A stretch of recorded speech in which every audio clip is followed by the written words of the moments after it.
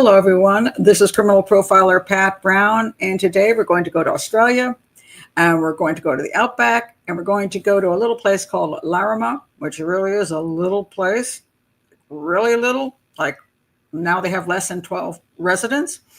That's probably the smallest place I've run into, although I haven't been there. And this is just a quirky, fascinating case of what happened to Paddy Moriarty, who was 70 years old and vanished.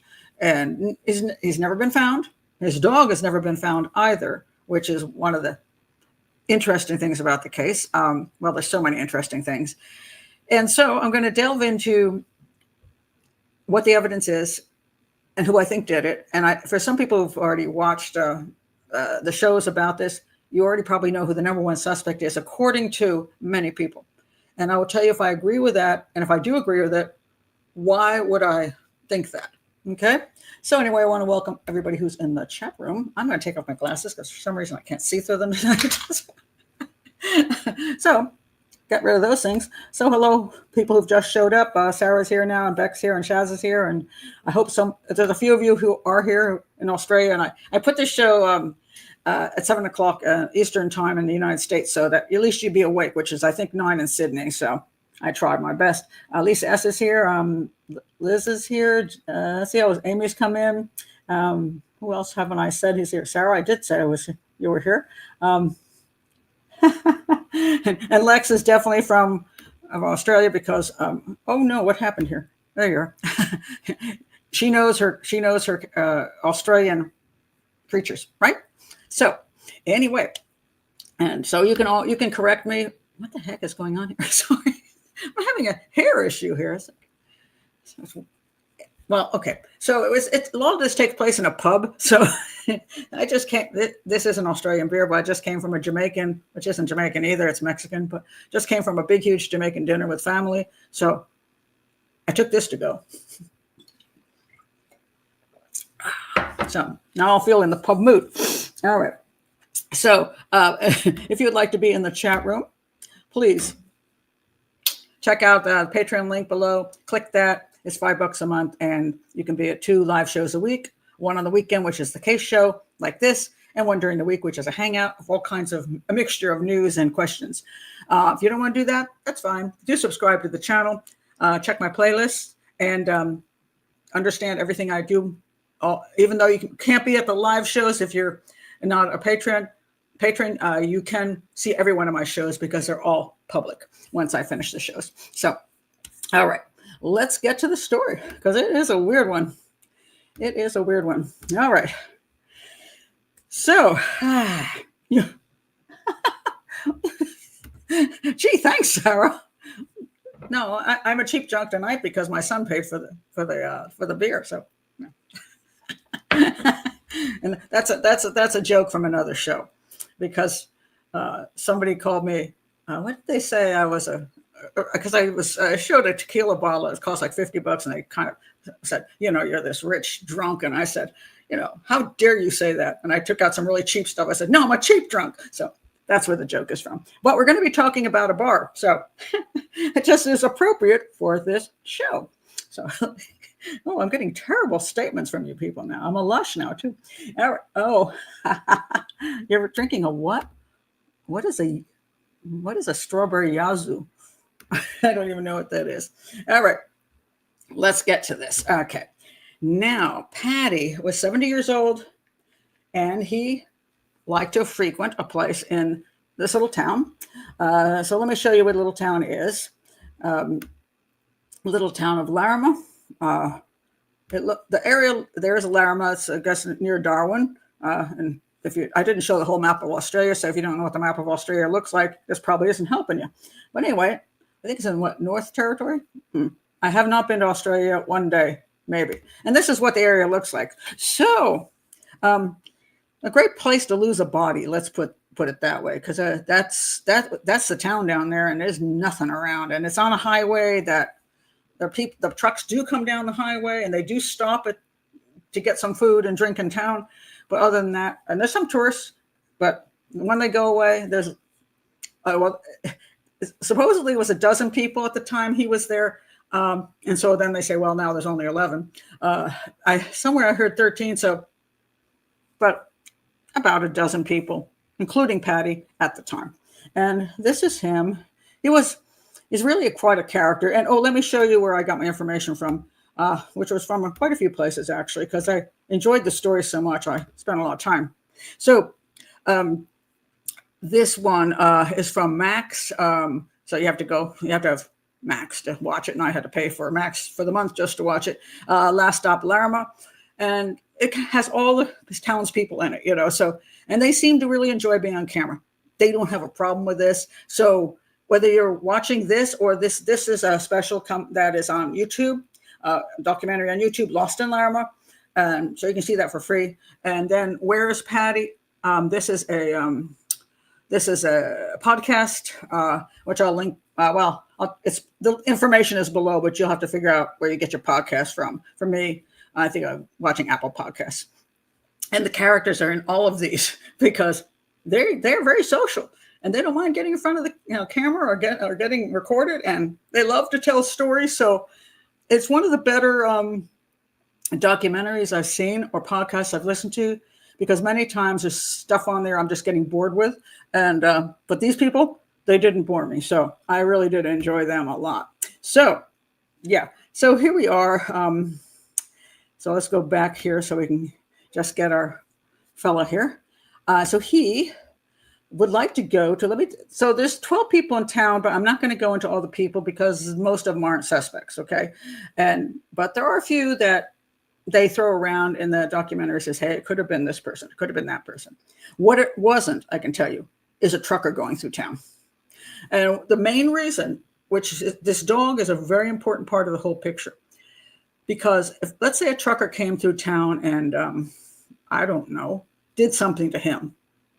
For whatever reasons, he stopped and they got in an argument and he shot him or something. And then decided to toss his body in the truck and take off with him, which is kind of, I don't know why I'd bother with that. But even if he did, probably the dog, he'd just leave the dog and just drive away. So the fact that the dog is missing tells me it's somebody in town who doesn't want the dog to be barking up a storm or running around looking, really quickly, like where's my master gone to, So I think the fact the dog disappeared says it's a townsperson. So there is something, but there's a bunch of people in town that are not concerning, shall we say. I'm very doubtful that they were involved. And it really is a very small group that could be involved. So I will show you some of the people here anyway. So here is Paddy himself, and he is a character like everybody in town. Some people just absolutely loved him. He's funny as heck. He's outspoken. He loves to laugh, loves to drink, and he does so every day at the place that you're going to see in a second. And but he also speak his mind, and he will get pissed off, and he will kind of be a real ass, and. So some people didn't like him, especially one person really disliked him. So anyway, here he is sitting there in the bar place, which is a hotel. Here's when he went missing, what happened to Paddy and the dog. And this happened in 2017. And here is a picture of the Larrimah Hotel and Pub, and open 24/7. That just amazes me. I mean, just wow. That's kind of unusual, but it's the only place open in town, so I guess that's why. And here is the outside of it. You'll see a big, huge bottle there, and there's it's painted pink, and then it has Pink Panther. It's called Pink Panther Hotel. Really, odd place. And the owner, that's Barry, and they call him the publican, and he is the owner of this hotel. And he said he painted it pink because if you're going down the road, it's just, everything blends into the scenery. If you it's brown. So he just painted it pink to draw people in, which worked pretty well. So that's Barry. Barry is essentially a real good friend of Paddy. And some people suspected he could have something to do with it, got really angry and maybe fed him to the, there's Paddy going into the place. Where's his crocodile? Where's crocodile go? Here he is. That's his crocodile. And he had Barry has, along with the hotel is also the post office, which is also a convenience store, which also is a zoo. So he has like 600 birds and bunches of animals and crocodiles. So the thought was always, well, maybe Paddy was fed to the crocodile, where the dog was or something, one or the other or both. So that was a theory some people had. So you got Paddy and you've got Barry, the one who owns the place. And then you've got this woman. Where do we have her here? Is it this one? Oh, no, that's the bartender. Oh, yeah, the bartender did get fired eventually. Bartender is kind of a ornery fellow. And some people thought that he just got into some tiff with Paddy along the way. And he could have done something too to Barry. And then this is essentially one of the main suspects. This is Fran Hodgetts. She is his neighbor, and she lives right across the street from him. And she is a tea house owner. She's also known as the Pie Lady because she makes pies. And she makes pies and pastries, and she has quite a business. And here you see her in here, and she's feeding people, and she's like, "Don't you do my crossword or I'll shoot you." She's funny. She's actually very humorous. She sells her camel pie. She says, "Well, that'll put a hump in your back." She's that kind of, person. And she likes to make jokes, and I think the tourists love her, but she's a little bit tricky when you live next to her, perhaps. Or he's tricky too, if you live next to him. So they're across the street from each other, and they don't like each other. And I'll get into the reason why in a minute, but she did not like this guy. And he did not like her. So they were enemies. They weren't even frenemies. They were pretty much enemies. And then this fella, Billy, is that's Fran's ex-husband. He also lives across the street from her. And I think in a caravan, but he lives across the street from her. And he's a pretty funny fella, too. They were together for like 50 years, I think it was, something like that. And let me see if I can find that comment he made because I thought it was funny. Oh, I'm not sure I can see it well enough to. Well, oh, this is it. That's it. Hold on a second. Yeah. Oh, there he is. So they were like together for decades, and then she just kicked him out of the house. And he says took her a long time to work out she's the wrong fucking bloke. Good point. So he lives across the street from her. So there's a little group there, And then there's one more guy who's very important in this whole picture. And that is, we'll find him. Where are you, buddy? Hold on a second. Let me. Okay, that's that. Okay, that's Billy. Oh, this fellow. Okay, this fellow is Owen, and he was only in town for 4 months at the time of Paddy going missing, and he was hired by Fran because she wanted a gardener. And she did actually have a gardener. It's kind of hard to see, but she actually does have one of sorts. She said help wanted a gardener, age preferred late 50s to early 70s, no cooking involved, free accommodation and meals provided if he would do some stuff around the house and be a gardener. So he took her up on that, and he lived on the property as well. So he lived, let me see if I have some pictures of where they all lived. As far as here, hold on a second. Oh, here we go. So here you have, this is Fran over here. This is Paddy over here. And then you'll see here it says Owen's house because he lives basically within the complex right here. And he just lived, it's kind of like a little shed shack thing he lived in, but it was free. So, there's that. See if I can find it. Where's his little shack? Oh, here it is. There, that's Owen's house. So not a big place. And this is kind of important in the future when we have some more information. And then near the location of this housing, there is also a telephone booth. It is the only telephone booth in town, and there it is. There's no cell service in town. So that's another kind of interesting thing about the place. So now, as far as the so the bar itself was kind of the gathering place in town that everybody would go to and have a good time. And Paddy loved the place, so he was there every day. He he did not get paid. He helped out around the place and did cleaning and just different things around the pub and the hotel. And in return, he got free beer. And I don't know if he got food. I can't remember what he got free. At least he got free beer. So that worked out for him. So he called his last beer his supper. So, he liked to drink. And now I'll get to go to what's happening in town that is part of the issue. And that's going to be called the Pie Wars. So, yes, there were actual pie wars in town. Let's see if I find it here. Oh, here we go. Okay. So I'm going to check on some of your comments before I get to this. So that's the town. So the main people are Paddy, of course, who's the one that went missing. Barry, who owned the hotel and pub. And then the bartender who worked for him. And then Fran across the street. And Fran hired help, Owen, who also lived on her property. That's kind of the group you want to pay attention to. Let's see. Really? Wait, what? Owen decided to be interviewed, I think. I haven't seen anything.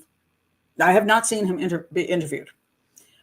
Oh, I think you mean declined to be interviewed. He declined. He was not interviewed they came up to him and he said, he just no commented, walked away.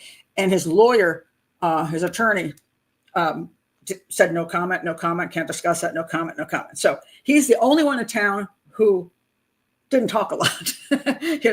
He was pretty much a to himself guy anyway, but he was not a long-term resident of Larrimah. Most of the other people have been there for decades, and they were pretty much all like getting up there in years 70s, 80s. There was one younger couple, I think they were in maybe their 40s, 50, and there was one younger couple there. But the town had kind of once been a bigger town. I'm not going to get into the whole history, but that's in the documentaries, and it's very, very interesting. But I'm not a documentary show, or history show. So it was a bigger town, and then things fell apart, and these are the leftovers in the town. So wait a minute. Pink Panther Pie Wars. What's in the pies? Okay, that is a joke that we're going to get to that. Never trust a man named. I don't know. Let's see. Oh, Paddy also mowed grass for Barry. Barry did eventually get cancer, and so of course almost everybody was sick. I mean, what did he have? Everybody had something because they're all getting in the 70s and 80s. They're all dying of something. So that's for sure. Christoph, I thought you were asleep by now. If the hotel was not fancy enough where you can sleep in the telephone box for free, well, you can. Let's see. Boy, this town is a hopping place. Hi, Mike. I can't wait to vacation there. Actually, I would go there. I wouldn't mind taking a trip across wherever and stopping at that place and hanging out, because those are the people that they were fun to be around. I mean, I could just imagine sitting out there with my beer with them and just listening to them, because they're funny as heck. I mean, they're just funny. So I appreciated a lot of their humor. So, all right, let's get to the Pie Wars. Now, the basic thing is this. So Fran made pies, okay? And she had many things in her pies, like, let's see, I think I have a picture of all the things she had in her pies here. Let's see my pie sign here.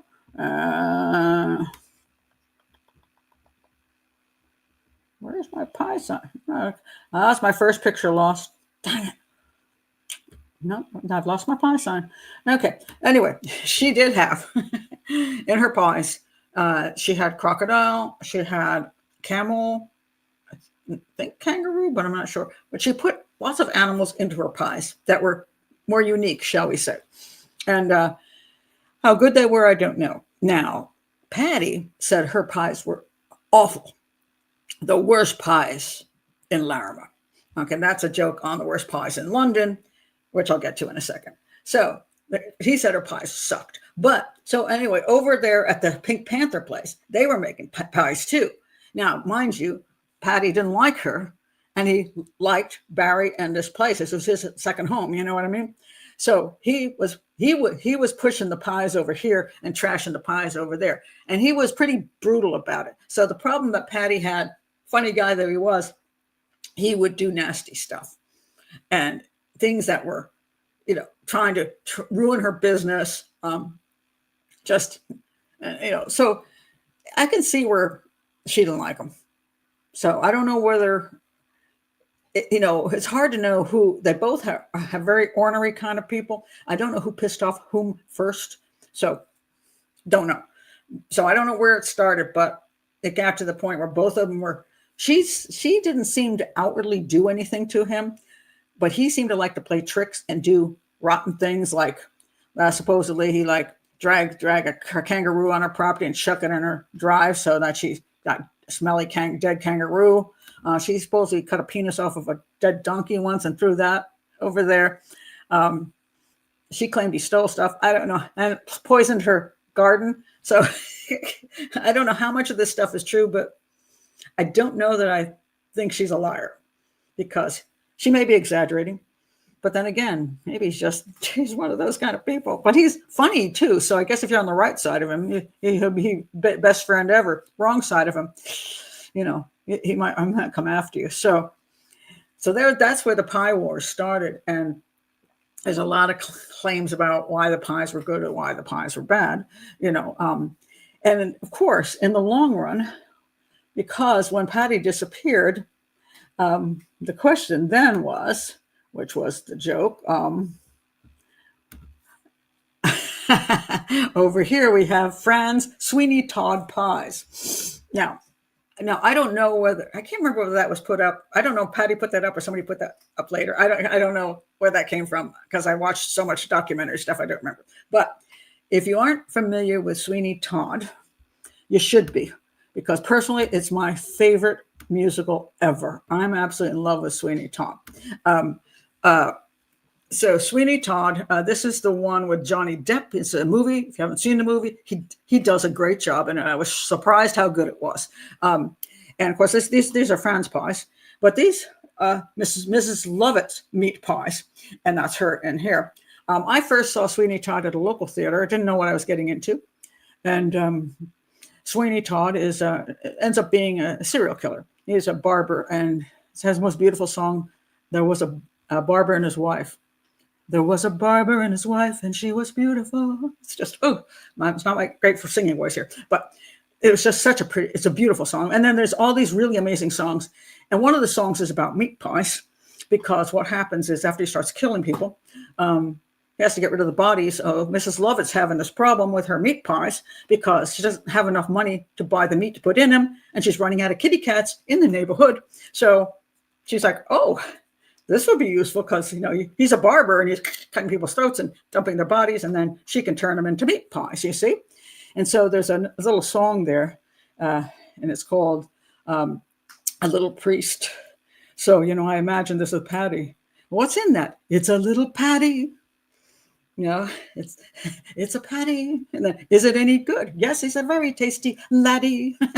And it just, so the joke of it was, after, the concept that she makes meat pies and now Paddy's missing and the dog's missing, should you eat the pies over there she's not Mrs. Lovett, but maybe she's doing the same thing, And of course, a lot of the other theories in town is that, he was fed to crocodiles because, that's what Barry would do, because he had a big crocodile. And of course, there's pigs, so you can feed him to pigs. And you could put him out, you can just drive him out of town far enough, and he could be eaten by something, because they've never found his body, never found the dog's body.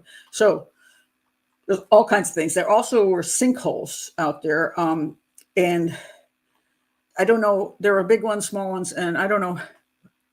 They say some of them weren't that deep, but I don't know whether you could find a sinkhole and put him in it and fill up. I don't know. It's like a grave that's already dug for you. So how nice would that be? I don't know, but I do know. It's kind of funny. I was in a place called Pozos, and that was in Mexico. And I'm looking for here we go. And in Pozos, they have these So that's a big hole, and they're called pozos. That's a pozo. I think that's the term for it there. So it's a huge hole in the desert. And so I was staying in this town, and they told us a story that sometimes at night you could hear a vehicle go across this very deserty area and stop. And then a few minutes would pass and it would drive away. So the theory always was that they go to this pozo here and dump the body down there and then drive off. And the guy that worked for the hotel lady took us out to that one of these big holes, and then you throw a rock to hear when it hits bottom, and it never does. So it's you're like, whoa, that's a deep place. Body goes down there, body stays down there. So that's another theory as to what could have happened to his bodies, but nobody knows. Were they in the meat pies? I doubt that. The police did do a lot of forensics on the property, checking out everything around to see whether there was, body parts, human body parts, doggy body parts. They did all that and didn't come up with anything on her property. So Fran, they cleared Fran from that. That they didn't find anything on her property. Hold on a second. I'm hearing barking dogs. I got to ask my daughter to bring the dogs in. Bring the dogs in. Sorry. You hear them? I don't know if you can hear them. Okay. I hope she's there. Yeah, very barky. Usually she brings them in for the show, but we have company over, so hopefully you can't hear them too loudly. But they're making lots of noise right now. And that one dog likes to bark and bark. So do tell me, can you hear the doggies? I'm just curious, because usually they're not out. So the pies. You do hear the bark. Okay, see. Hopefully she'll bring them in. So yes. I put up one of these curtain things, these thick ones, to try to block the sound. It don't work for crap, So that was a waste of money. I personally, yes, pies are not necessarily like well known around the world. The UK, obviously, UK has pies, and Australia has pies. There's a connection there, and very, very popular different meat pies. And are they favorites of mine? Maybe not so much, but I have to say I am partial to this, which is the Jamaican meat patty, Jamaican patty, and it's curried and it's spicy, and that I absolutely love. So, and and when I'm in Jamaica, I just hit all the little patty shops, and in the United States, you can now buy them at 7-Eleven because it became so popular. Are they good in 7-Eleven? Okay, they're frozen ones that then they, but they are in all our 7-Elevens here. So they did make it. So my daughter says, sorry, completely forgot. So I'm going to send her a happy smiley face. Anyway, that's what happens when you do shows out of your house without having a fancy studio. But yeah, so pies are popular. But that's interesting. Oh, but I'm assuming that's because of India. The curry pies in South Africa, I would assume it's the Indian population that rolled over there bringing that. Or maybe a mix of Indian and British stuff, No, Mac is, the dog's not backing at my feral cat. My feral cat is sitting over here eating some food because that's where the crunching comes in. Oh my gosh. Doesn't have a thick crust like a pasty. That is true. That is very true. I know that the Jamaican ones are just, they don't have that extra. They have it's a pretty good crust though. No, it's not as thick, but it's a pretty good crust. I love it. I like the spicy curry stuff. So, but now I'm getting hungry again. No, I had a lot of food for dinner actually. But anyway, that's the pie story. So the war over the pies was just one thing that those two did not get along with. So now what you have essentially is Paddy, he loved the town. He loved that bar. And he loved being there. And people, when you only have 12 people in town, even the people that are annoying can be somebody you kind of want around anyway, just because they make your town interesting. That's what I think. Where's my other picture? Seriously, I don't know. I did it. Hold on, guys. Seriously. Hold on. 1 second.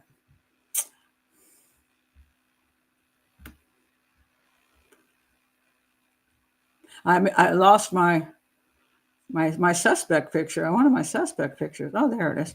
I screwed up on that. Okay. There we go. Ta-da! Okay. So there's Patty. And then we have Fran, the pie lady, and we have her gardener, Owen. Okay. Now, do I think it could be anybody but one of these two or both of them together? And the answer, in my opinion, is no. And why is that? All right. He leaves the bar. He's over at the Pink Panther. He's drinking up his stuff. And he leaves at dusk. Then he goes, he's driving along. He's got his little, what do you call, I forgot what you call that. I'm not a vehicle person, but let me see what is the name of that thing? Okay, somebody who's in Australia, tell me what you call it. Okay, let's go back and look at what he's sitting on. I tend to call it a Jesus. Hold on a second. Yeah. Oh, it doesn't show it there. Sorry.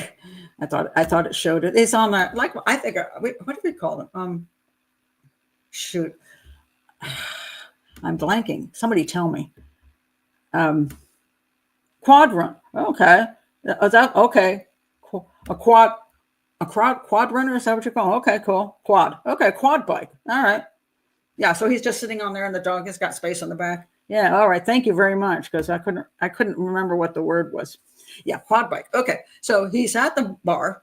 He takes the quad bike, and he's like right around the corner, literally. Just very short distance.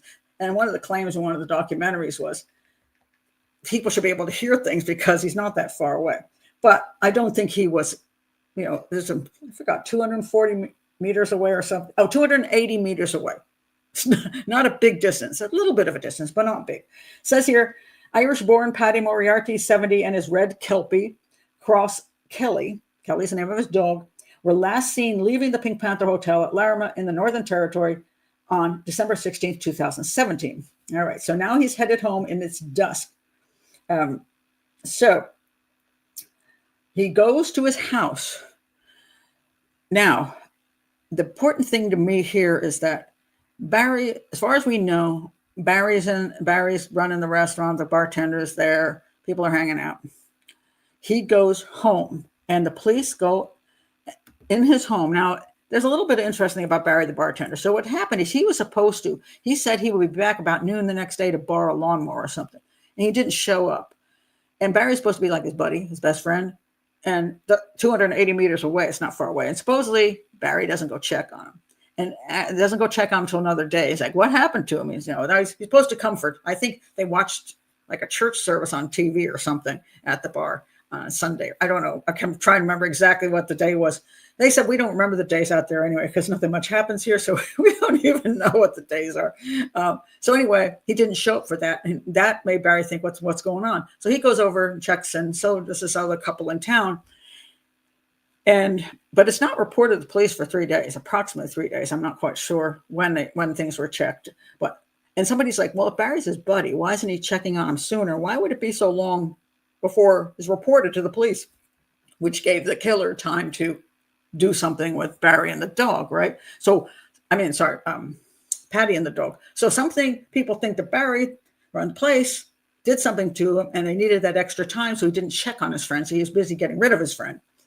I find it very hard to believe, because they were buddies for so long, and Patty helped him in his place, and there was no real major animosity between them. They were friends, and I couldn't come up with any really good reason. And also, the whole way things actually went down leads me away from anybody following him there or doing something to him elsewhere. He went home, and he was in the home. And when the police checked out the home and his friends checked out the home, back door is unlocked as usual, supposedly. And that quad bike, which I'm saying that right now, there it is. It was there. It was parked there. Inside the house, there was some, let's see, it's like some food on the table here. Everything else is there. Oh, sorry. That's where that's where the sign went to. Camel, buffalo, lamb, beef, pork. All right. Oh, buffalo is in there. Yeah, okay. Um, and then also in the home, the most important thing in that home was this, which was his hat.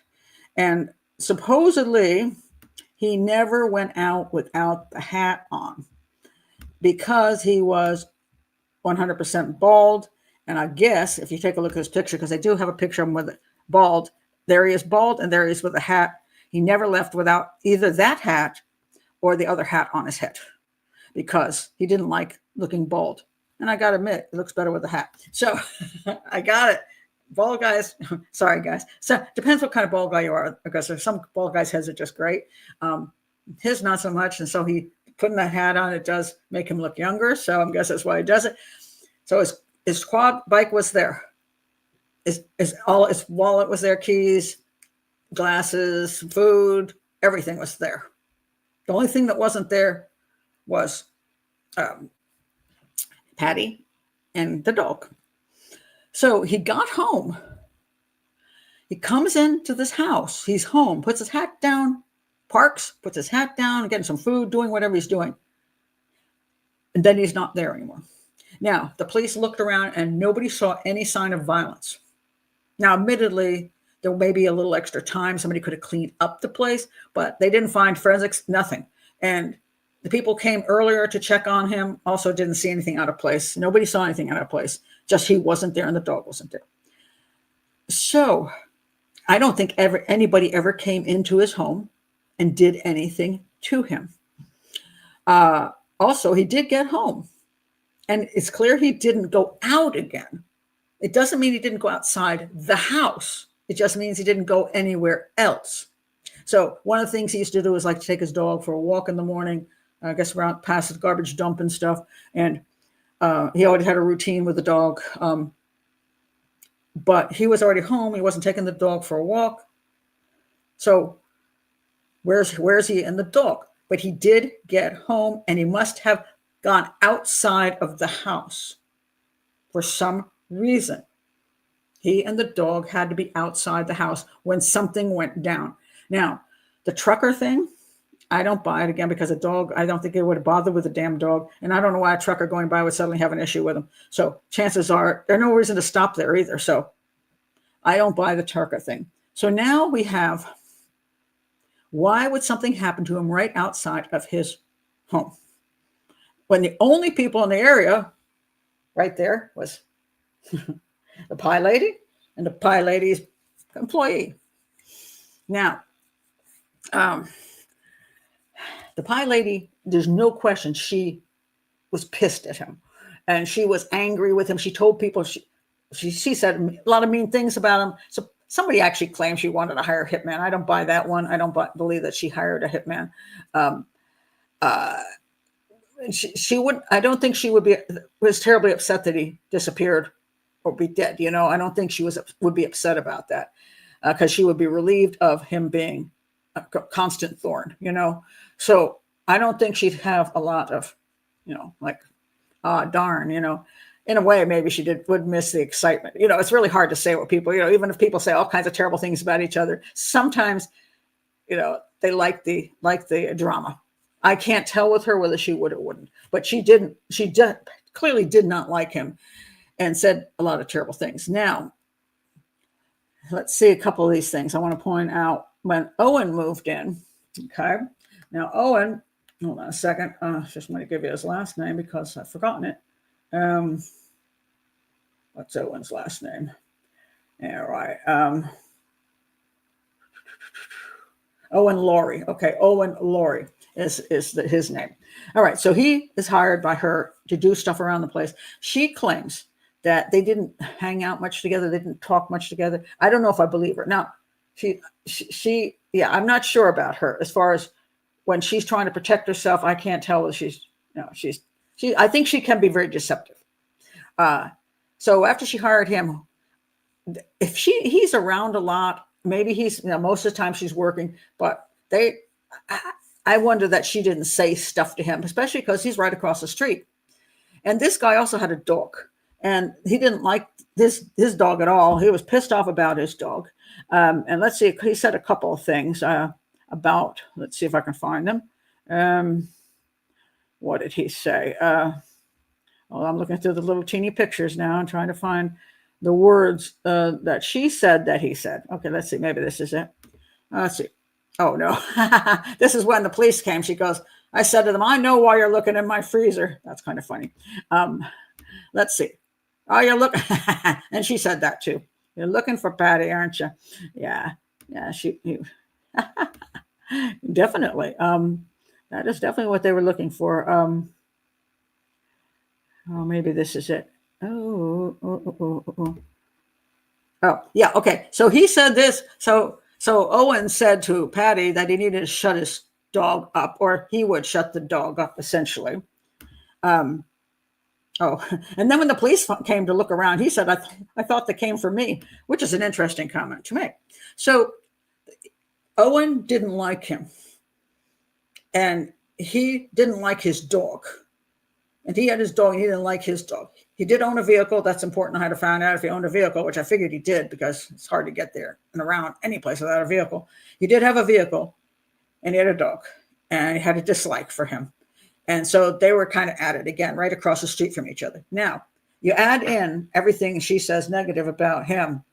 Who knows? And this is what a lot of people think, that he might have killed him, but she was the one who hired him, or he was the weapon, but she was the one pulling the trigger, essentially, So she might have influenced him to do something to him.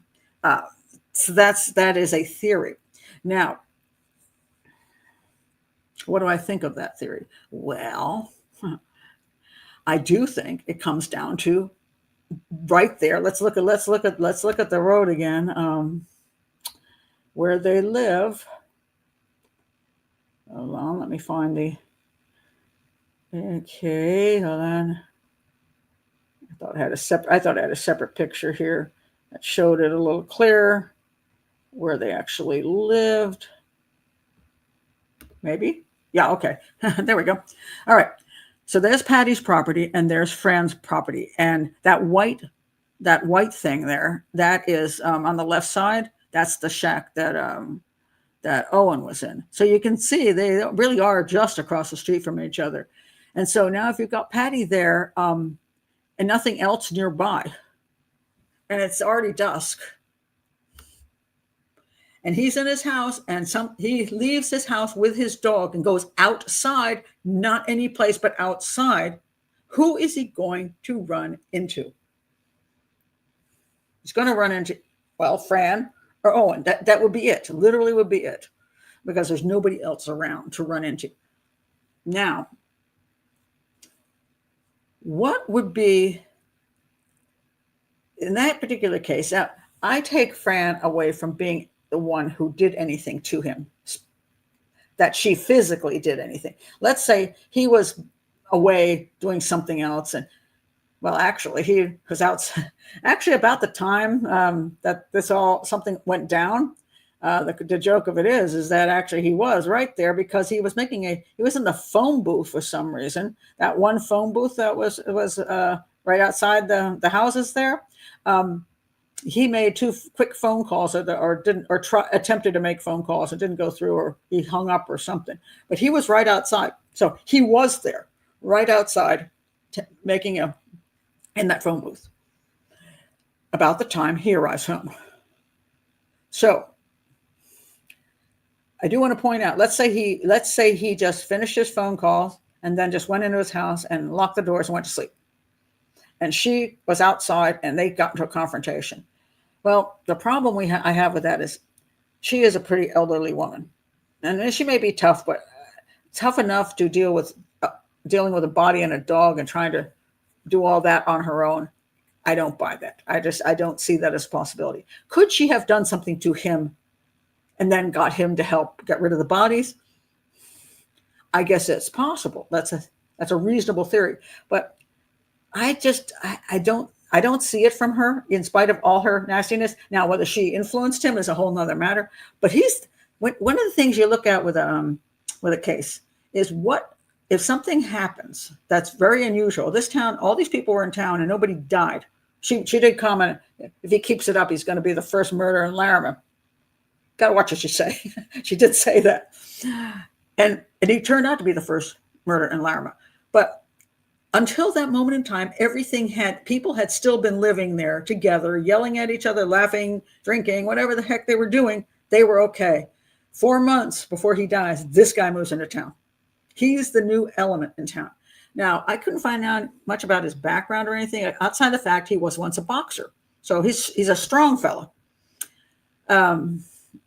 And she said he had a temper, which he did. And so you got a boxer with a temper who's already telling him, I'm going to kill you, I'm going to take care of your damn dog, and you're living right there. And he wasn't going down to the bar and hanging out with people. So he's kind of a loner, or just some kind of social misfit of some sort. And he's the gardener. So the one thing he does know about gardening, and we have gardening tools like shovels and stuff. So what happens? So he's outside, runs into him and his dog, which he hates. And I see some sort of confrontation where he ends up being killed or seriously injured. And the dog, whatever happened to the dog. And at that point, he would have to remove the bodies. He would have to grab his car, put him and the dog in there, and take off. He wouldn't want to leave the dog out there, because a dog would bark like a son of a gun. Now, it's also possible he killed the dog first and then ended up having to fight him because he loved that dog. So can't tell whether the dog got injured first or he got injured first. But either way, might have been he went after the dog. And I think that's not unreasonable to think that, because he hated the dog. And the dog's barking at him and coming at him. And if he's out there with a shovel, whatever he's out there with, he could easily have whacked the dog and then whacked him, and that would shut the dog up really quickly, so that you wouldn't have barking going on. And then you would just eliminate him as well. And then you just move the bodies. Now once he does that, Fran may not have known what was going on if he was doing that. She may have been back in her house and never ever really heard anything, was busy doing whatever she was doing. Possible. And he just drives away. You would think she would have heard his vehicle leave, but maybe there's a lot of reasonable traffic on the road. She didn't hear that. How long was he gone? Would she have noticed? So possibly she would know that somebody had left the area and was, because you would think if you're going to do that, you're going to take that body fairly far away and the dog and dump them. They checked his vehicle and they didn't come up with any proof in the vehicle. But then again, he's a gardener. They use lots of things, like, I don't know what she had on her property, but there are tarps and those kind of things. Did he use that to move the bodies? And then I don't know where he would put them. Dug. I don't know how hard it is to dig something out there, but then again, maybe he found one of those sinkholes and dumped them in, and then just had a shovel to add stuff, and then come back. Now, could she have actually known that he did something and was like, well, good. And then she doesn't rat him out. Maybe she didn't get him to do it. Maybe she didn't. Maybe she's just like, okay, oh, that works. Maybe not. Maybe she just didn't know. But she would think she would have to say, if something happened to him right there and the dog's not there either, it's either me or it's him. And if it's not me, then it is him. So I don't know what happened in all the interviews, but the police clearly leaned toward it being him. Okay. Because they want one of those two. They did interview other people in town, but as I said, he got home and something lured him out of that house for whatever reason. He just went out of the house to do anything. And I think the person who did him in had to be right there. I just don't believe anybody else came from the bar and followed him home or all that kind of stuff. I don't believe so. So I think it was right there. And one more thing, and I'll get all your comments. And so years later, what happens a couple years later, they put a listening device in his little house.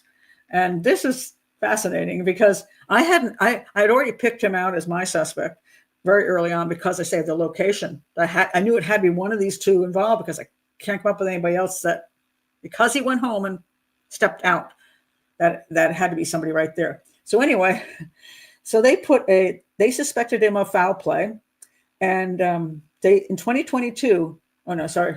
After about 2 months later, they put a listening device in his house, planted it in his house, and over a number of months they recorded him. And they recorded him saying some very interesting things, usually when he was really drunk and singing, So he wasn't a very social guy, but socialized with himself, I guess. So here are some of the things he said. Dancing with my baby in the middle of the night. Okay, that's okay. I had a fight. Oh, shoot, can't see this. Oh, sorry, can't see it. Smacked him on the nostrils. Buck, buck, buck. Smacked him. Oh, there it is. Smacked him on the nostrils. Buck, buck, buck. With me claw hammer. Smacked him on the nostrils with me claw hammer. Struck him on the fucking head and killerated him. I killerated him. I basherated him. Doof. Yep, I killerated him.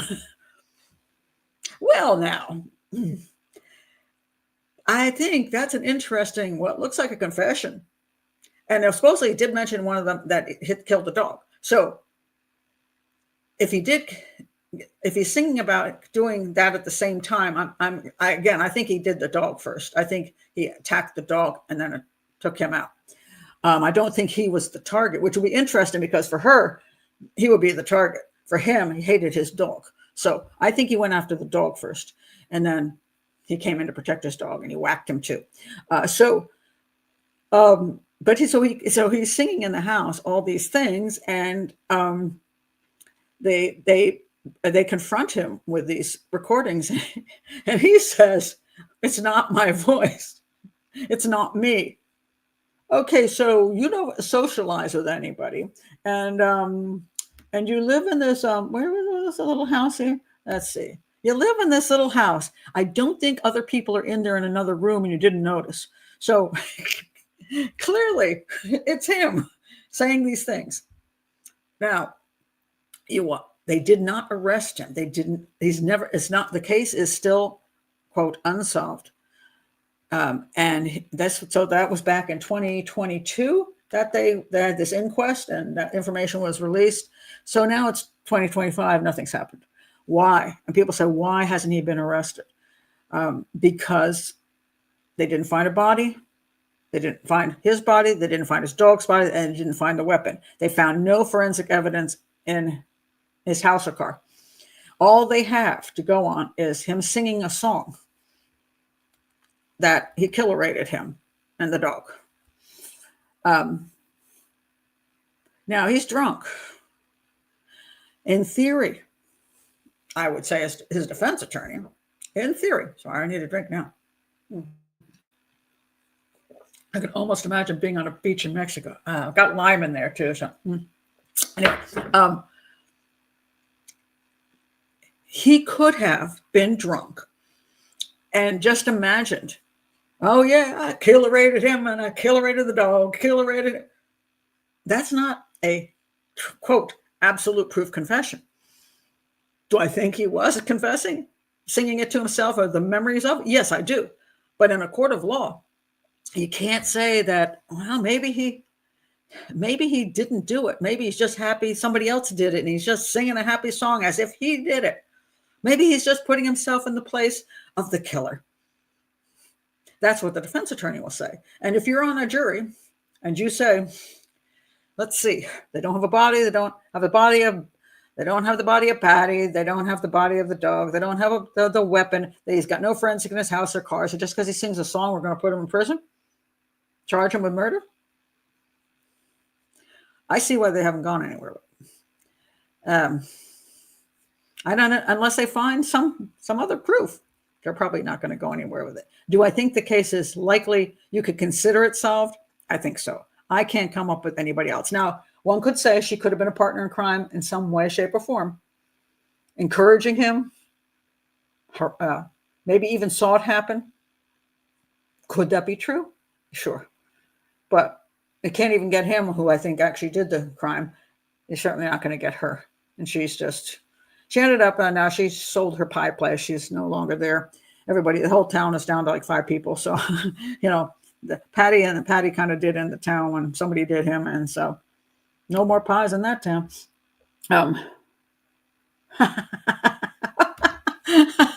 Back, the dog started howling every time he sung, and he was tired of heckling. Yeah, he wasn't a very good singer, let me put it that way. Oh, are you really? Yeah, I could use that right now.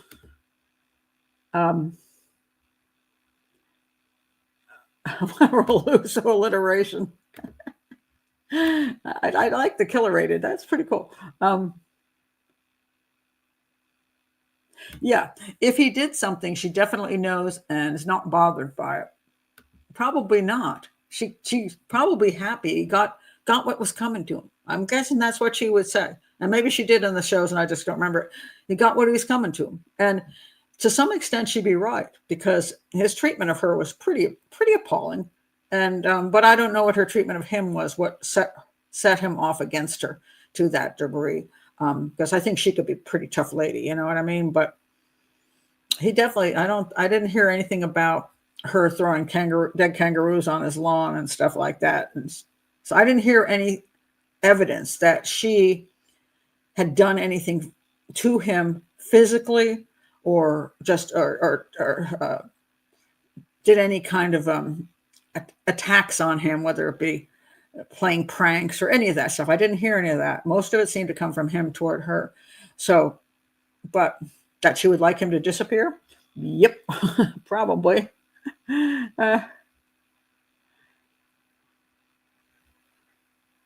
Let's say,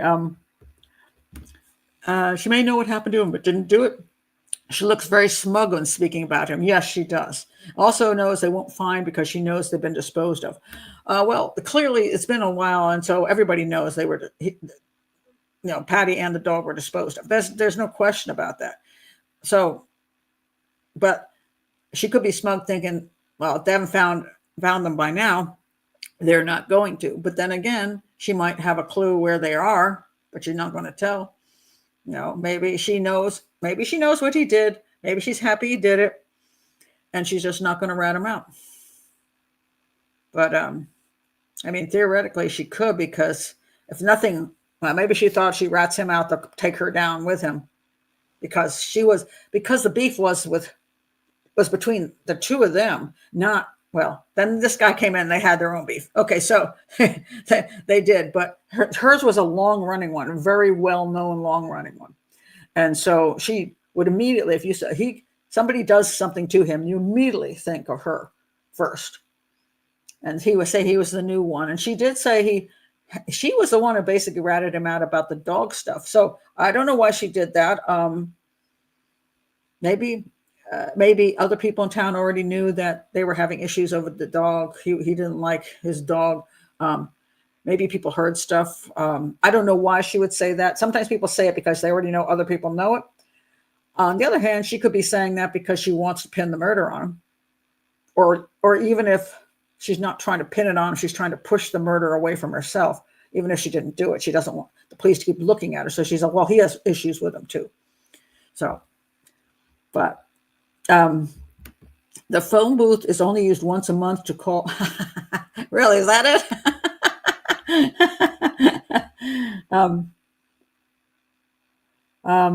Let's see. Well, the phone booth was right outside his house. That's where the phone booth was. So that's not. So it's in the middle of nowhere. If you consider the whole place is in the middle of nowhere.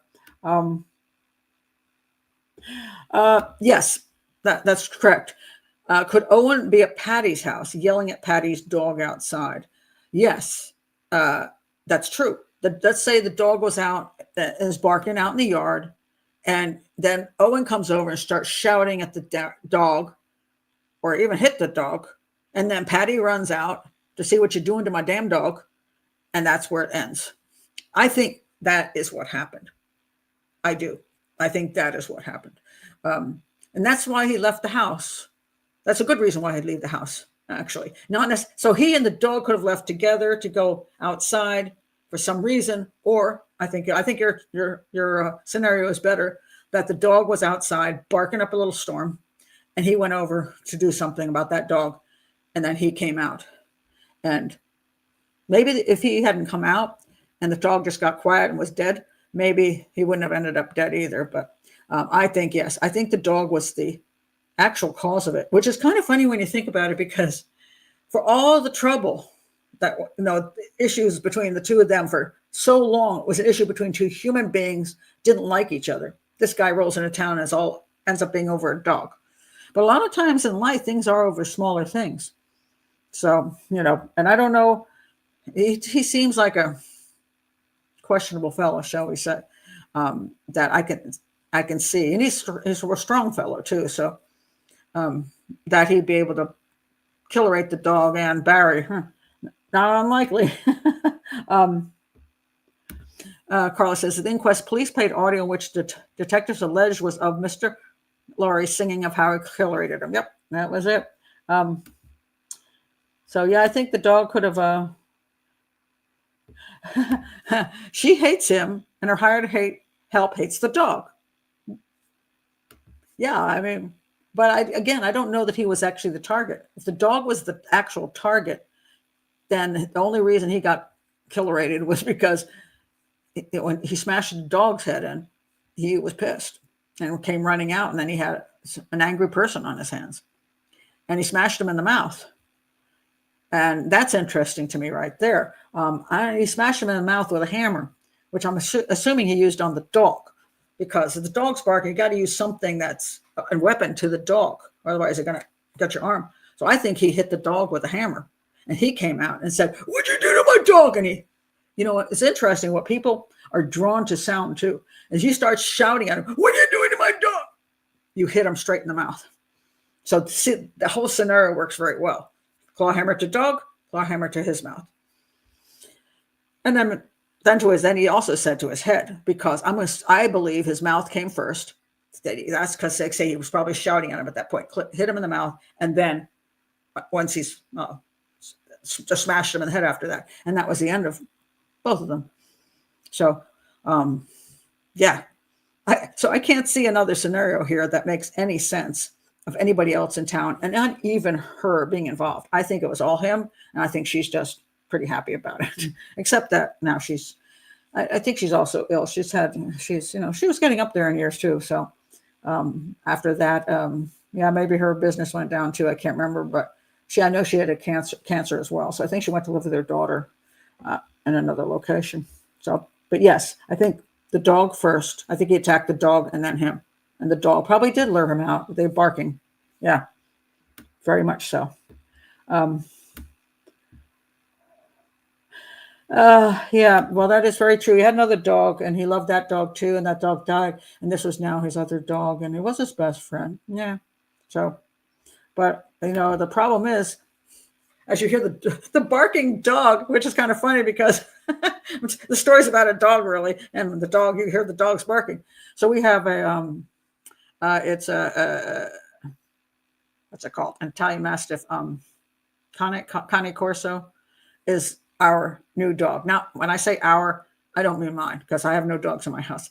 But over there, we had there were 4 dogs, and Gus was an old German Shepherd, and he just recently died like a month ago, and that left the other German Shepherd and the little doggy and I think it's Cockapoo. And then my daughter decided she wanted to get a big dog. So now she's got this really big dog. And he's very sweet, but what a loud bark he has. So I always have to tell her, I'm doing my show, keep the dogs in, because otherwise that dog is so loud. And until she bought that dog, I never had a problem doing the show. And now I do. So I always have to say, I'm doing the show. And if I do a video, I don't usually call her, and I just go, don't come out, dogs. Just give me 15, 20 minutes. So, but yeah, people, when they have that dog and you live with that dog, because he was not married, He had no children, and he's just living. He was married at one point, I think, and he's just living with his dog. He's just living with his dog. So, oh Lord. So, but unfortunately, your dog. Other people don't love your dog the way you love your dog. And when I hear the dogs barking like crazy, I don't love him as much either. It's like it's annoying. It's annoying, and I don't control any of that. I can't do anything about it. So if Amazon delivers a package and the dog goes out there and chews it up, it's not my dog, So if I walked out one day and, oh, this was embarrassing. So I get in my car and it had snow on the ground. So I get in my car and I drive to sing him the chorus. And all of a sudden I'm sitting there in my chair going, what is that smell? And it was dog poop on my shoe, which was underneath the snow. And I'm thinking, oh my God, I can smell it. I looked down, I saw it on my shoe. And I'm like, how much of it did I track into the room? So I took the shoes off and then I went out, raced to the bathroom and washed the shoes. But I also got something to come back and check the floor all the way over. I'm like, oh my God. Again, not my dog. So it's more irritating to me because it's not my dog. So I can see his dog was okay with him, but he didn't like his dog because I guess that dog annoyed the living crap out of him. So you love your dog more than other people love your dog. That's just the way it is. And when you say dogs are family, well, just like other people's children, they're not so cool either. Your own children, oh, I love them. They're so wonderful. Now, the neighbor's going, I hate your kids. Your kids are so obnoxious. They go out in the yard and they shriek and shriek and shriek.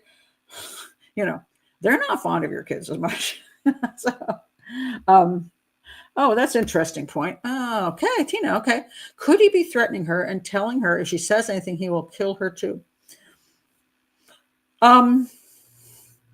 Sure.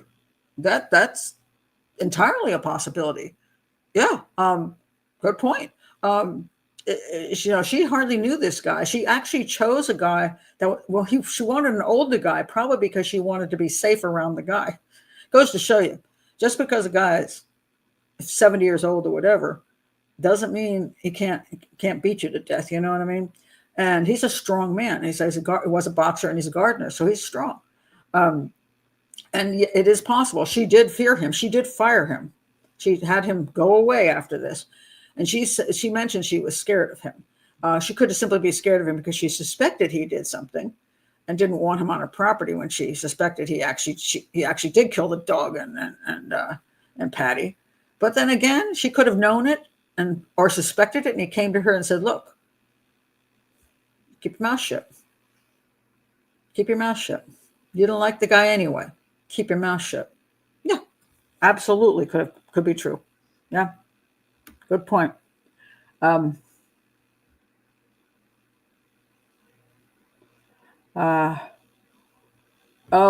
is that right? Okay, her grandson took over the tea house while she was having cancer treatment. Yeah, Lex, the killer kangaroo got him. And the kangaroo could drive a car too and carry a man and a dog into the car and then bury them both. Those killer kangaroos are really good in Australia. They're amazing. But there is that other issue that if you didn't bury him in some fashion, depending on where he put the bodies, it is entirely possible that they said there's all the different animals out there, including wild pigs and stuff. They can munch them up pretty quick. Because they look at the dingo issue, the dingo baby story, just not finding any evidence for years and years and years, because it's a big place, and just like a lot of cases where they don't find the body, they go out with a search team, never find the body, and then 10 years later, somebody trips over the body while they're walking their dog or jogging or hiking or whatever, and they're like, oh, but the search teams never found it. So if you have a big enough place, now there's only one highway, and they seem to have a normal car, and it didn't seem to have anything particularly, like a really great car. So I don't think you could go off road very much. So, but it's one of these cases where, if I was ever out there, I'd love to see the area to see what options there would be. Now, I'm pretty sure the search teams checked out all those options. The only reason that the trucker thing has any legitimacy would be that if something happened, let's say, okay, let's say the truck hit the dog, and then Paddy runs out of the house and starts yelling at the guy because you hit my dog. And so then that guy hits Paddy, and then they're both lying there. And the trucker decides, let me just get them both off the road. Or why can't you just leave the dog? I don't know. But let's say we'll make up a story here. So he decides to take the dog anyway, throws them in the truck, and he's a trucker. Or do you say trucky over there? No. How do you say that? But anyway, then you drive, and the truck is going to keep driving really, really, really far. So the theory there would be that that trucker could drive all night long, and therefore the area that they were searching, that trucker may have been so far out of that area by morning that we're talking a long ways away. We could talk about hundreds and hundreds of kilometers, hundreds of them. So that's a huge area, and they probably didn't go that far. So that's the only reason to me that the truck thing made any sense. His car was kind of a regular car, so I don't know how much gas he had in the car, because I don't know where you do get gas around there. So that's another issue. Did he have a full tank? And if he did have a full tank, how far could his car go? And did he know some place he could go? Maybe he drove 2 hours, for example, at least get himself 100 kilometers away or something. And then he knew some back road he could get onto and find something that was good enough to hide two bodies in that nobody'd figure out for at least a long time. Wow. So that's, to me, that's what I have to think is true. But I don't think it's anybody else. I just don't buy the truck story. And I also think the fact that he's singing about it is not accidental, or that other guy who just happened to be popping into his little shack there. He just kept popping in and singing while he was away doing gardening. So, Gina says, I think a trucker would just leave them and get the hell out of there. How would anyone know he hit them? Yeah, I mean, well, if he hit both of them, I mean, there's another theory. I mean, both of them could have wandered into the road. He's lived there for so long, it'd be hard for me to believe, even though he's drunk, that he just stepped in front of a truck. Oops, and if he did step in front of the truck, by the way, there will be so much evidence on that road. That body's going to be, and then the dog would be unlikely to be hit as well. So then the dog would be running around. Yeah, the guy, if he did that and felt like it wasn't safe for him to stay, even if it wasn't his fault, and just kept going, hit and run, he'd be a long way away. And then go wash his vehicle down really good. But the dog shouldn't have been hit too. That would be very unlikely, because dogs move quicker. So, or the dog ran out in the street and got hit, but then he wouldn't have been hit. Then he would have to have been murdered. It's possible, but I'm just not buying it. And he was out at the phone booth, so he was outside. So the question is, what did he see? He didn't say, I saw a truck go by at that time. She didn't say she heard a truck go by. I don't even think that story exists. I don't know. Yeah, I think they're pretty sure he did it, and they just can't prove it. Oh, that's true too. Lex says a kangaroo could kill a man. Yes, but they're herbivores, so they wouldn't kill to eat the man, but to fight. Yeah, so he might just beat the guy up and then just leave his body there, and then the pigs would eat him. So yeah.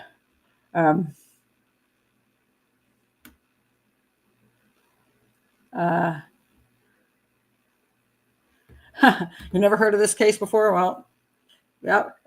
Believe me, the only way I find out about these cases is you guys. And when you send those requests over, and again, if I ignore your requests, unless I've told you, I don't think it's a good one to do, because sometimes people want me to do one that I don't, might be an interesting story, but not a good one for me to analyze. Then I'll tell you, it doesn't really work for me. Or I don't do political cases, so no, I'm not doing the Kennedy assassination. I don't want to get into that. And I don't want to do things that are going to take me an entire year of my life. And if it takes me that long, I want to be writing a book and getting paid for it. But so I pick the cases as they come in that interest me. And sometimes I put them in. I have a place where I just shove a lot of cases in, but sometimes I don't get to them for like 6 months. But if you have one that you thought I'd be interested in, you thought I was interested in it, and a couple months goes by and I haven't done anything, feel free to annoy me and just say, hey, I sent you that case. You remember this one? Did you think about it yet? And sometimes I did think about it and go, oh my God, I was going to do that case. And I forgot. So many cases. So, but when they come in and I find them interesting, eventually, hopefully I'll do them because, yeah, but they have to be interesting. This one was, I mean, even though the characters, if it's just, I rarely can make it through these documentaries and podcasts. And I actually enjoyed it so much. It just, I found it, fun to watch. So it's like I was entertainment along with research. That was pretty cool. Tina says, I agree with the theory. Owen came to kill the dog and Paddy came charging out. Owen decided it was him or me. So he killed him. I think so. I think that is the best scenario. Especially, I hadn't thought about that until you brought it up here, which is why it's always nice when you talk about things out loud. The teeth thing, I do think it's because he was screaming at him and he hit him in the mouth. So I think, yes, he hit the dog and that's what brought him out. And that's why he's screaming. And that's why he got smashed in the mouth and then in the head. So that thing falls into place very well because usually there's motive for doing certain things. And there's a reason a crime occurs in a certain way. Some people say, what's the logic in things? Well, a lot of times there is logic. If you're in that situation, then there's a logical sequence to things. And I think that is the logical sequence. Yeah. Daniel Shaver. I don't remember who he is. So I don't know. I'll take a picture of it. And then I'll go check him out. So who is Daniel Shaver? That sounds familiar, but I can't. Oh, well, that is true. Paddy also had a foul mouth, so could have hidden there for that reason. Well, he had a foul mouth too. She had a foul mouth. Everybody in the whole town swore like sailors type thing. They were a very foul-mouthed group of people. I mean, I don't know if it's because they were drinking so heavily or they just tough people being out there, in that little place in the middle of nowhere. It's a rough life. I mean, it's not the easiest life and very isolating. So I think they just were all kind of foul-mouthed. So I don't think alone that would do it. But him charging out, being angry because he's killing his dog and shouting at him, whatever he's shouting. He probably did say foul things too, but mostly because he was coming at him with, and that attracted the weapon. So, yeah. There's a couple other ones. Yes. I did Joanne Lee's, and I did Azaria Chamberlain. Then I did that too. Chloe, I don't know about, but I did Lee's and I did Chamberlain. So I did those. Yeah. Falcanio. Yeah. Falcanio, Peter Falcanio. Am I saying that right? Yeah, I did those already. They swear like Aussies swear. Well, there you go. He was shot in a motel hallway. Oh, that's, yeah. That one I'm not touching. I'll tell you why. That's one of those political things, and it's one of those I just avoid because it's just basically an argument over the police had the right or not right to shoot him. It didn't look good. Let me put it that way. I remember it not looking good, but I just never really wanted to. I'm really into crimes and solving crimes and try to stay away from for the most part, getting into a lot of those kind of things. So, yeah. Okay. Might message me with the other couple. Yeah. Definitely. It's because and I love to do different countries, crimes from different countries, just because, first of all, I get to learn about the country while I'm studying the crime. And I've learned a lot of things about many different countries, and it's quite interesting. The only thing that I always will worry about, of course, is that I am culturally ignorant of something that's going on in the country, and I pronounce the words wrong, and that's embarrassing. It's like, oh, I got that one wrong, because there's no way. I mean, I have certain countries I'm more familiar with than others. I've spent a lot of time in India, so I'm more familiar with India and the cultures and customs and language, a little more so the languages in India. So I'm not familiar with a lot of the other languages other than English and Hindi. But I'm familiar with some aspects. Of course, it's different, even subcultures all through India, which I just don't know about. So yeah, Mexico I spent time in, and Jamaica. And so some things when I hear about them, I'm like, I know where they're coming from with that one. And then there's other countries which I'm like just so unfamiliar with. So I always apologize for that. Like see how badly I screw up that aspect. Um, okay, if you can always send me stuff, but I usually don't go back and do anything with it. Just letting you know. Um, when I do cases on here and I go through all the analysis, and then you send me stuff later on, really do anything with it. First of all, I'm not investigating the case. That's information. If there's anything worthwhile information, get it to the police. I'm not going to reanalyze my whole analysis. I don't have the time or energy. So a lot of times too, when people send me stuff, it's like months later, and I can't even remember the case. I can't remember everything I thought about the case. And that's even true for cases I've worked on that I actually literally worked on. That as a case that, Pat, you were down in, like, I have a case from Texas I'm considering doing, but I'm like, I have to go back and reread everything I ever wrote about it because I don't remember it very well. And at the time I knew everything, but, years have passed, and it's, reading it again. If I read my analysis, some of it comes back to me, but a lot of times, it's really, it's hard to get all that back together again. And if I haven't worked the case, if it's something that was an interesting case, like today, I could do this, and a year from now, somebody says, "Oh, Pat, didn't you consider this?" And I'm like, I don't know what I considered a year ago. This is a learning channel. It's an educational channel to go through the different concepts and to bring you into the profiling. Like, this was very good.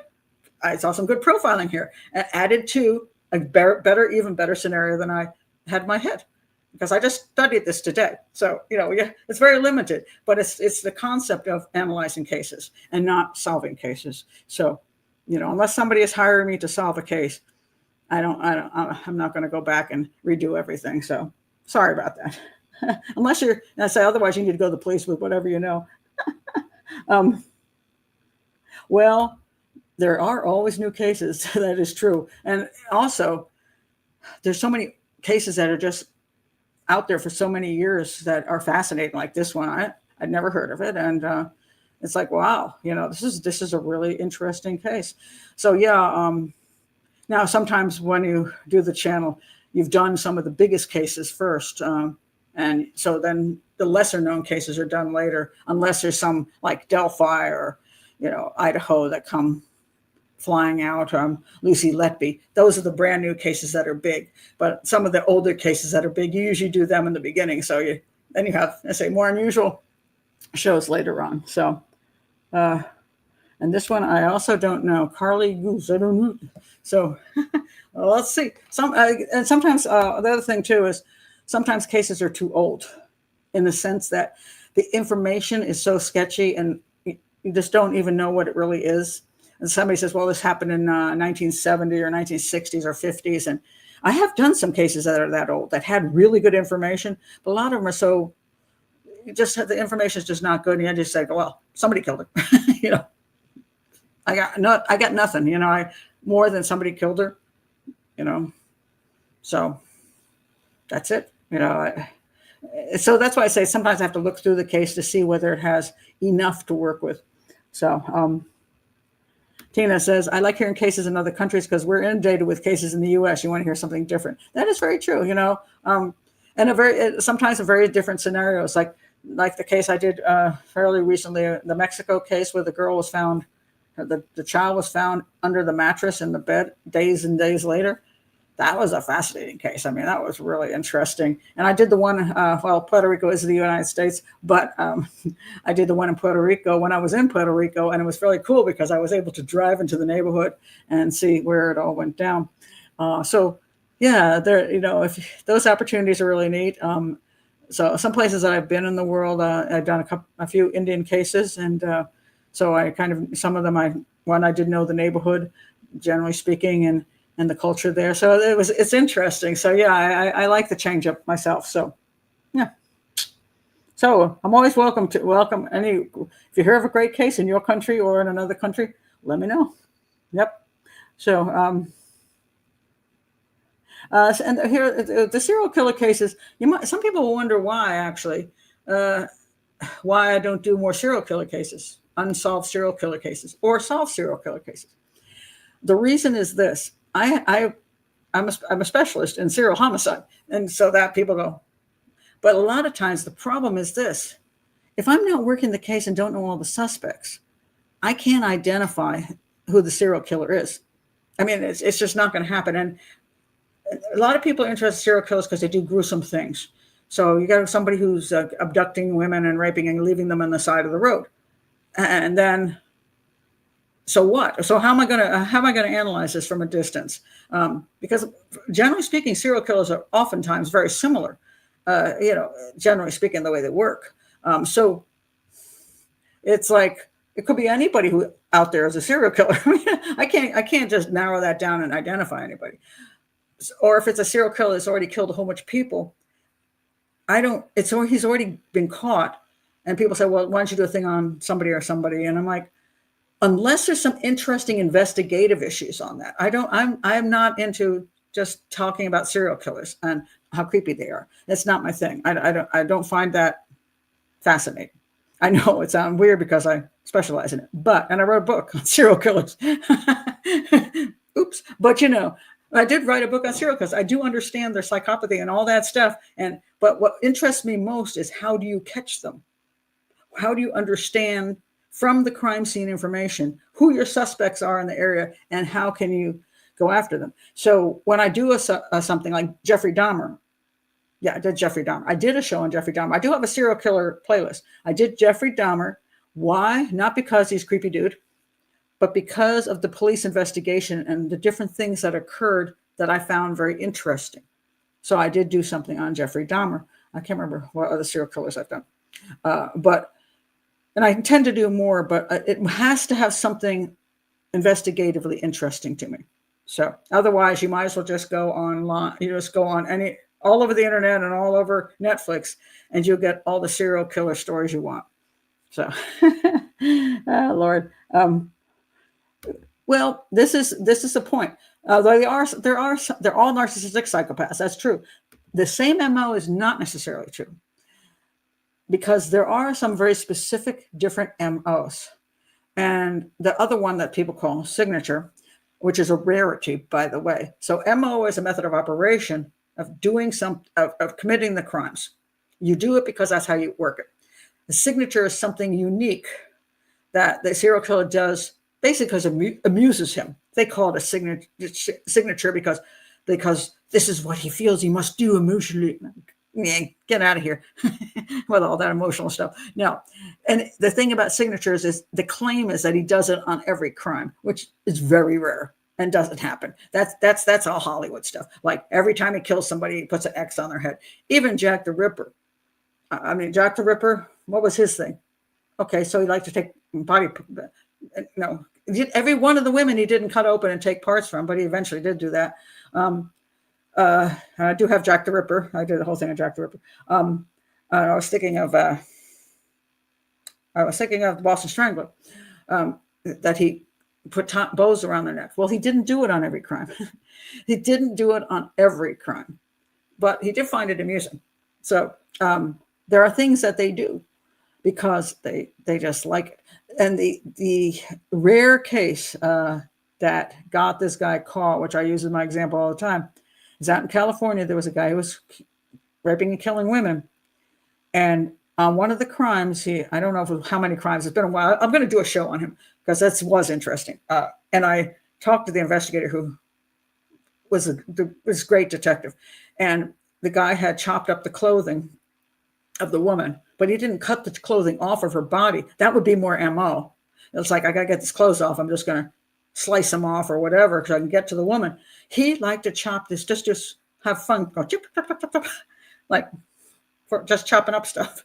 And it was weird. So the detective said, hey, this is weird. We ought to go public with this and tell the public we're looking for this psychopath who's raping and killing women, and he likes to chop up clothing. And they told him, you shouldn't say that because this is a very common thing. Let's keep that quiet because when he comes in here and confesses, we want to make sure that he says something that only the police know, right? And that could be the chopping of the clothing. It's just true. But then he said after a while, he's like, look, we're not getting anybody. We have interviewed all these people. We haven't come up with a guy. I think we should go public. He fought them. Great guy, detective. Finally, he won the battle. He put that public information out as public information. And he got a call from further up in California from another police department who said, look, I know this is going to help you out, but 10 years ago or something like that, I'm just making this part up, the year part, not the story. Many years ago, I arrested a teenager who was in some woman's apartment doing something, and he chopped up the clothing this way. And here's his name in case it's useful to you. And it turned out that that detective had just interviewed that same guy who was now like 40. And so they solved the crime, and he was arrested. Now, that was interesting because that was a true signature. He did something that, but it doesn't mean he killed other women, and didn't necessarily mean he did it to everyone. So there's, and then sometimes you can't tell the difference between MO and a signature just because sometimes they overlap. What could amuse him also may be just useful.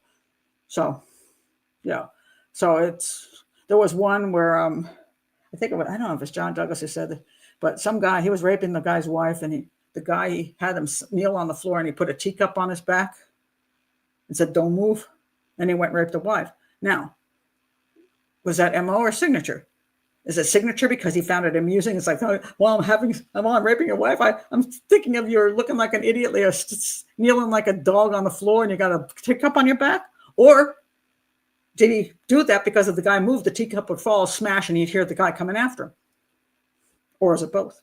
So those things are very interesting to me. So I'm very careful about what I select doing with serial killers, because a lot of times it just doesn't lend to a very good show, at least for this type of things I like to do. So that's a good point here. Or the way a guy ties a rope or does a particular thing. Yeah, and it's very tricky.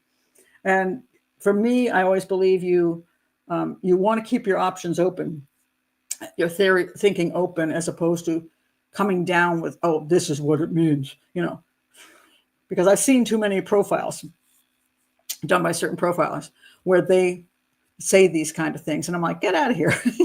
You don't know that, you have no idea if that's true or not. You can say this is interesting. Could be MO, could be signature, but it is interesting. It may lead us to, if a person does this similar thing, it would help us identify the killer if he does this kind of thing. So, yeah. So anyway, I'll do one more thing here with the Alex, and then I'm going to sign off here. Taking jewelry or something from a victim to keep as a trinket. Is that a signature, or isn't that common? Souvenirs, they do it for two reasons. Most of the time, they don't take anything. So it's really, especially the ones that I would call, I call people fast and slow.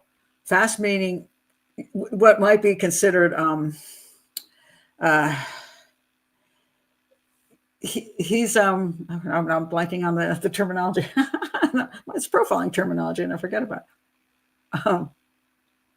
it. Shoot, it's out of my head. Somebody give me the FBI things. Drawing a blank. The two different things they come up with, and then there's God bless it. I might have to Google something from my own field. Disorganized and disorganized. That's what I'm trying to think of. I'm the disorganized one, obviously. So yeah, organized people are the ones that abduct, maybe take the person to their basement and tie them up and then torture them for a good while. That's an organized guy because he plans this whole thing methodically, and then he's got all the whole things he wants to do with them. A guy is more likely to like souvenirs because he's all into the whole process. The disorganized guy, what they call disorganized, I call fast. He jumps out of the bushes, he does his thing, rapes and murders, and he's done within 10 minutes and he's off. Most of the time, he doesn't bother with souvenirs. However, again, not absolute. And then they also have the thing called mixed, because they had this problem with the organized and disorganized, and they get the guy that didn't have like so many check boxes over here and checked boxes over here. And they're like, okay, we'll call it mixed.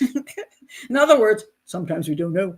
And it's in our mind, it's not in the mind of the killer. And will this help us find the guy? Or is this just fancy crap you're going to put out there so you look smart? Because the whole point is, will it work to find a guy?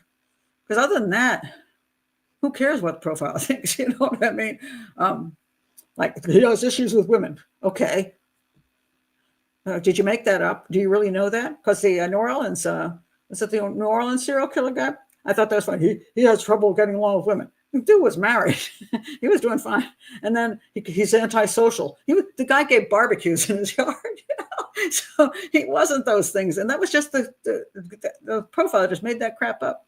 So the souvenir thing, some like to take a souvenir because it's like taking a picture, which some do too, or a movie, which some do too. It's keeping your memory alive. You put it in your scrapbook, except you try to hide it from your wife, put it in that room she's not supposed to go into. Yeah. So that's one reason. The other reason is sometimes I just take stuff because it's worth money and they want to sell it. Not kidding. Sometimes they'll take it and just because I think it'll be good, like because my girlfriend's birthday and I didn't go buy her anything. So this necklace will be useful and give it to the girlfriend, Sometimes on the other hand, it can be also amusing because not only did I get a free gift from my girlfriend, but it makes me laugh every time I see her wear it because I'm like, I raped and killed for that. Don't say I don't do things for you, honey. So there's it's an interesting mix. So anyway, okay, that's it for me tonight. I'm going to enjoy the rest of my beer. But I would like to go to that. If it was still there, I'd go there. I would. I'd go hang out there just because it seems amusing to me. And I've been in some places like that, in unique places in the United States, and sometimes for investigative purposes, and also just because my car broke down. And I've been in interesting places overseas as well, which just they're things you don't forget. Let's put it that way. They're not commonplace, at least in my life. They'd be commonplace there, but it's not commonplace for me. So it'll be a fun place to visit, quirky. I like quirky. So Liz says, this has been a great show, Pat. Oh, I'm glad. I watched all the documentaries on Paddy earlier today. Such a sad story, but very interesting. Yep. You never heard of it before either. Yeah. Yeah. It's like, then I like the documentaries. I guess because the people were also darn interesting. They're just a weird group of people, so yeah, they were fun to listen to, even if you didn't care about the crime, So the other one that shoot, now I'm going to forget the name of that one too. I love that book too. I love the book and I love the movie. It's out of my head, but it's the one where the math teacher goes missing, and he's found later on tied to a tree, and that whole documentary and book is just absolutely great. I mean, and again, with quirky people and an interesting little town. So I'm kind of like that. If I remember to kind of put it down in the description. So anyway, thanks for being here. I think we're probably the show this week. So for all of you people from the UK and Europe who couldn't come to this show because you were asleep, I will be doing an afternoon show. So you'll be awake. It'll be evening. Of course, you people who are where you are now would have to get up pretty early. Get up at 6. Yeah, I'm a 10 o'clock in the morning person. So, but so it'll be on Wednesday. It'll be on Wednesday this week. And so I hope to see you there. And you can always start sending me the things you want me to talk about. See you then. Bye.